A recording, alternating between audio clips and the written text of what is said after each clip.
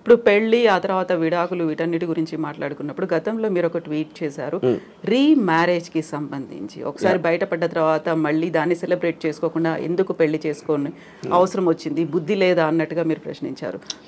I don't know the exact tweet, నేనేం పెట్టాను నా కాంటెక్స్ట్ నాకు తెలియదు. కానీ ద పాయింట్ ఈస్, మీరు ఒకసారి తప్పు చేసి మళ్ళీ చేస్తారనుకుంటే మీ కర్మ అన్నట్టు ఏదో పెట్టుంటుంది. I'm not sure. కానీ ఇంకోటి ఏంటంటే ఆబ్వియస్లీ మీకు సెకండ్ మ్యారేజ్ అంటే పర్సన్ మారుతారు కదా. పర్సన్ మారినప్పుడు ఈసారి బాగానే ఉంటుందేమో అని మళ్ళీ చేసుకుంటారు, మళ్ళీ ఏదవుతుంది. ఎందుకంటే problem is not with the person, అది ఇన్స్టిట్యూషన్లో ప్రాబ్లం ఉంది. అది ఇద్దరిని కలిపి ఒక చోట ఉండాలి, కొన్ని నిబంధనలను, భార్యాభర్తలు కాబట్టి ఇలా ఉండాలి అనే నిబంధనల నుంచి వచ్చిన సిస్టంలో ప్రాబ్లం ఉంది. It is not the people. So వ్యవస్థలో ప్రాబ్లం ఉందా? పెట్టేటువంటి వ్యవస్థలో, ఓన్లీ వ్యవస్థ పెడుతున్న marriage institution is itself fundamentally flawed. So ముహూర్తాల బలం, ముహూర్తాల్లో కూడా ప్రాబ్లం ఉంది కాబట్టి అని సరికొత్త వాదన ఈ మధ్య కాలంలో వస్తుంది. సో వాళ్ళ రాశులు, జన్మ నక్షత్రాలు, ముహూర్తాలు నమ్మటం అనేది ఇట్స్ ఏ సూపర్స్టిషన్ ఆస్పెక్ట్. అది so there is no scientific backing to it. So అప్పుడు దేవుని నమ్మటం, మూఢనమ్మకాలు నమ్మటం, ముహూర్తాలు నమ్మటం అవన్నీ కూడా ఒకే కేటగిరీలో వస్తాయి. That depends on person to person.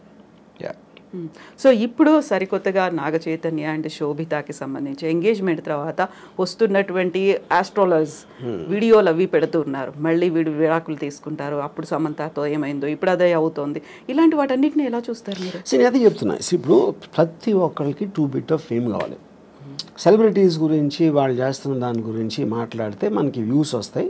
ఇప్పుడు ఇలా మీడియాలో మీరు క్వశ్చన్ ఎందుకు అడుగుతున్నారు, అలాంటి టాపిక్ అతను లేపాడు కాబట్టి, అతను అది లేపాడు కాబట్టి మీరు అడుగుతున్నా, అది తనకు కావాల్సింది కూడా అదే. ఇప్పుడు దీంట్లో ముహూర్తాల ఇది ఏదైనా అవుతుందా అవ్వదా అనే దాంట్లో విన్నోళ్ళు కొంతమంది నమ్ముతారు, కొంతమంది నమ్మరు, కొంతమంది ఎంటర్టైన్గా తీసుకుంటారు. సో మన లైఫ్లో ఏం చేసినా అదే finally it comes to entertainment.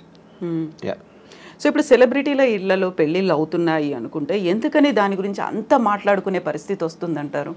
Because they're celebrity. అంతకన్నా సింపుల్ ఆన్సర్ ఏముంది? మా పక్కింటి వాళ్ళ గురించి చెప్తే ఎవరికి ఉండదు కదా. ఎవరో ఒక స్టారు, ఒక పొలిటికల్ పర్సను, ఏదో ఒక విధంగా చాలామందికి తెలిసిన మనిషి గురించి మాట్లాడితేనే ఎంటర్టైన్మెంట్ వస్తుంది. వేరే వాళ్ళతో రాదని కాదు, అది లిమిటెడ్ సర్కిల్లో ఉంటుంది. అది వైడర్ సర్కిల్ కావాలంటే you always have to target A celebrity.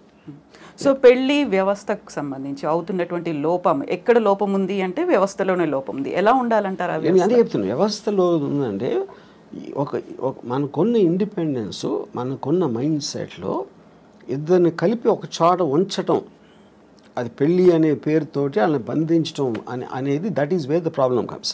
ఇప్పుడు ఒక ప్రాబ్లం ఏమొస్తుంది, ఇప్పుడు హస్బెండ్ ఉన్నాడు అనుకోండి, హీ నోస్ హిజ్ రిలేటివ్స్, ఆ పేరెంట్స్ అవ్వచ్చు, తన సిస్టరు, వీళ్ళు ఇంట్లో చేసే పని వాళ్ళు ఉంటారు, అందరూ కూడా ఇప్పటి నుంచో తెలుసు.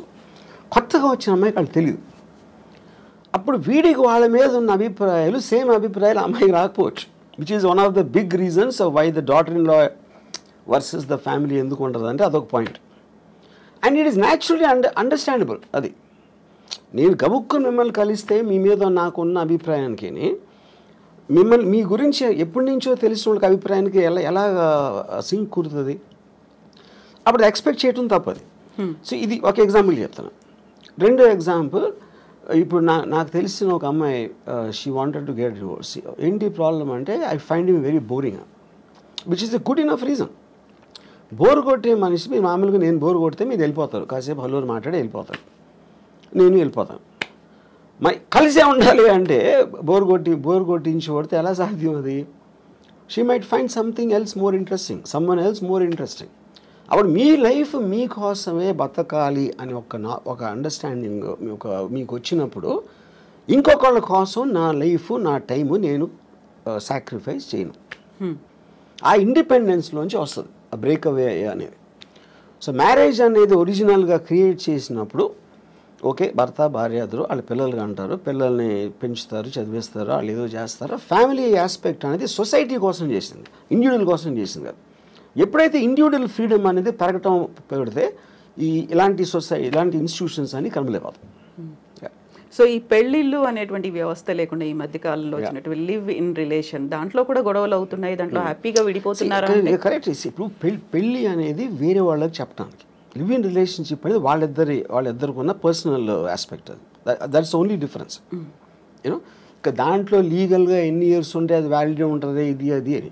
కొట్టుకుంటాం అనేది ఎలా జరుగుతుంది? మీరు అసలు ఇద్దరు ఒక చోట ఉంటే కొట్టుకోకుండా ఉండలేరు. అంటే ప్రెషర్ ఆఫ్ అది ఏమంటుంది, expectation more than anything else. Yeah. So ఇలాంటి ఇష్యూస్ రాకుండా ఉండాలంటే understanding is the better way అంటారు. అడ్జస్ట్మెంట్ అండర్స్టాండింగ్ అనేది అండర్స్టాండింగ్ అనేది ఈజీ చెప్పటం. I do not believe it's అంటే అండర్స్టాండింగ్గా ఉండాలండి. ఇప్పుడు ఫర్ ఎగ్జాంపుల్ ఎవరో కౌన్సిలరు ఒక సైకాలజిస్ట్ భార్యాభర్తలు అన్యోన్యంగా ఉండాలి అని అన్నట్టు ఏదో అన్నారు, నేను యూట్యూబ్లో చూసాను. అండ్ ఫస్ట్ ఆఫ్ ఆల్ భార్య అనేది ఇట్స్ లేబుల్. అది రియాలిటీలో ఏంటి, భార్య అనేది స్పెసిఫిక్ పర్సన్. నా భార్య తన భార్య ముగ్గురిని భార్యలు అంటే అందరూ ఒకటేనా? కాదు కదా. The people are different. వాళ్ళ బిహేవియరు, యాటిట్యూడు, వాళ్ళకున్న ఇండివిజువల్ ఇష్యూస్ ఇలాంటివన్నీ కేస్ టు కేస్ చూడాలి. కానీ అందరినీ కలిపి లేబుల్ వేసి భార్యాభర్తలు అన్యోన్యంగా ఉండాలంటే జనరలైజ్ చేయడం అనేది మీనింగ్ లేదు.